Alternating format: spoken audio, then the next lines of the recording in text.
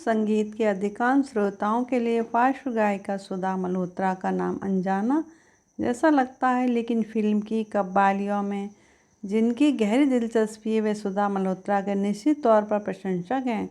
Gramophone कंपनियों की audio DVDs में सुधा इन्हीं कव्वालियों के कारण आज भी मौजूद हैं। याद कीजिए फिल्म बरसात की रात की वह कव्वाली, निगाहें नाज के मारों का हाल क्या होगा।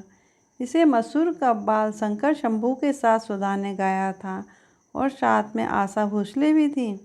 इसी फिल्म में ना तो कारवां की तलाश है ना हमसफ़र की तलाश है, ये इश्क इश्क है। इश्क इश्क में संगीतकार रोशन ने अपने ऑर्केस्ट्रा को इतना संजीदा उपयोग किया कि दशकों बीत जाने के बाद भी ये कव्वालियाँ सुनी जाती हैं। यही वजह है कि गायिका सुधा मल्होत्रा और रोशन आज भी साथ साथ याद किए जाते हैं। 30 नवंबर 1936 को जन्मी सुधा मल्होत्रा 6 साल की उम्र में पहली बार स्टेज पर प्रस्तुत हुई थी। वे स्कूली दिनों की बात है। एक बार हिम्मत आ जाने के बाद वे लगातार मंच पर गाती रहीं। इस विषय में उनके माता पिता ने उनकी भरपूर मदद की थी। बचपन में सुधा की गीत संगीत में दिलचस्पी देख माता पिता ने उसे प्रोत्साहित किया। वह घर पर नूरजहाँ तथा काननवाला के गीतों का हूबहू गाकर सुना देती थी। उन्हें शास्त्रीय गायन सिखाने के लिए ट्यूटर रखा गया। धीरे धीरे वे ऑल इंडिया रेडियो लाहौर पर अपनी गायकी का हुनर प्रस्तुत करने लगीं। संगीतकार गुलाम हैदर ने सुधा की आवाज़ को पसंद किया था। वे उसे मौका देते इसके पहले ही भारत पाक का विभाजन हो गया।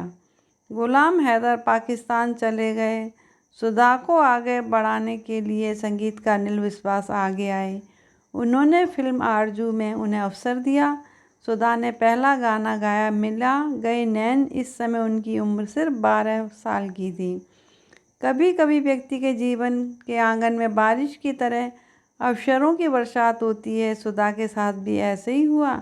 अनिल विश्वास के बहनोई मशहूर बांसुरी वादक पन्नालाल घोष ने सुधा को फिल्म आंदोलन में गाने का निमंत्रण दिया। उन्होंने वंदे मातरम गीत गाया। सह गायक थे मन्ना डे और पारुल घोष। 50 के दशक में सुधा ने लगातार दर्जनों फिल्मों में दर्जनों गाने गाए। उस दौर के तमाम संगीतकारों ने उनकी क्लासिक वेस आवाज़ के कारण उन्हें मौके भी खूब दिए। सुधा की गायकी की 2 विशेषताओं को उल्लेख करना जरूरी है। पहली ही उच्चारण की स्पष्टता, दूसरे शास्त्रीय प्रशिक्षण मिलने से आवाज़ में लोच और मधुरता का अनोखा मेल श्रोताओं को सुनने को मिला।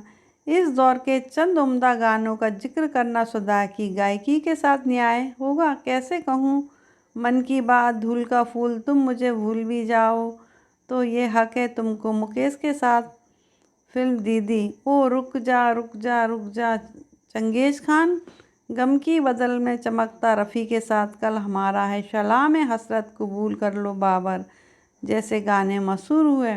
एक साक्षात्कार में सुधा ने अफसोस करते हुए कहा था कि उनका जन्म 15-20 साल बाद होना था।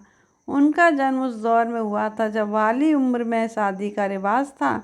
माता पिता के दबाव से 1960 में उन्होंने शादी कर घर बसा लिया, जब गायकी का करियर शीर्ष पर चल रहा था।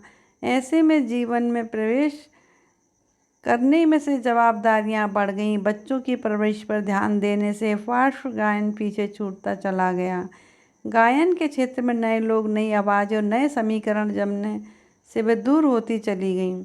सुधा को लता जी की आवाज़ बेहद पसंद रही है। वे लता के कई गानों को दोबारा गाने की इच्छुक भी रहीं। मसलन आपकी नज़रों ने समझा, प्यार के काबिल, मुझे, रशिक वल्मा और वो जो मिलते थे कभी। लता के गीत एक म्यूजिक कंपनी के कारण अनुराधा पौंडवाल के गाने को मिले और सुधा से शक कर रह गईं। बहुत कम लोगों को ये जानकारी है कि तुम मुझे भूल भी जाओ तो ये हक है तुमको गाने की धुन सुधा ने तैयार की थी। फिल्म दीदी किस गीत के संगीतकार एन दत्ता थे। रिकॉर्डिंग के दिन वे अचानक बीमार हो गए। उन्होंने सुधा को ट्राई करने की अनुमति दी। बात बन गई और गायकी के साथ वे कंपोजर भी बन गई। ऐसा ही एक वाक़या और है जिसे सुधा ने खास मौक़ों पर अपने प्रशंसकों के साथ शेयर किया। फिल्म बरसात की रात कव्वाली ना तो कारवां की तलाश है की रिकॉर्डिंग होना था। रफ़ी, आशा, एसडी बात कुल 9 लोगों के लिए चैलेंज की बात थी कि कम समय में उन्हें ये गीत तैयार करना था।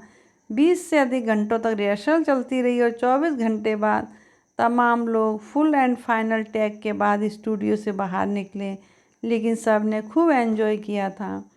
सुधा मल्होत्रा के एक बेटा है, उसकी संगीत में कोई दिलचस्पी नहीं है। सुधा का मानना है कि आज की जनरेशन म्यूजिक के बजाय डांस को ज़्यादा पसंद करती है। सुधा ने फिल्मों में आखिरी बार राज कपूर की फिल्म प्रेम रोग में गायन किया था। ये प्यार था या कुछ और था। उनके प्राइवेट एल्बम भी जारी हुए। आज के श्रोताओं के लिए सुधा मल्होत्रा एक भूला बिसरा नाम है। धन्यवाद।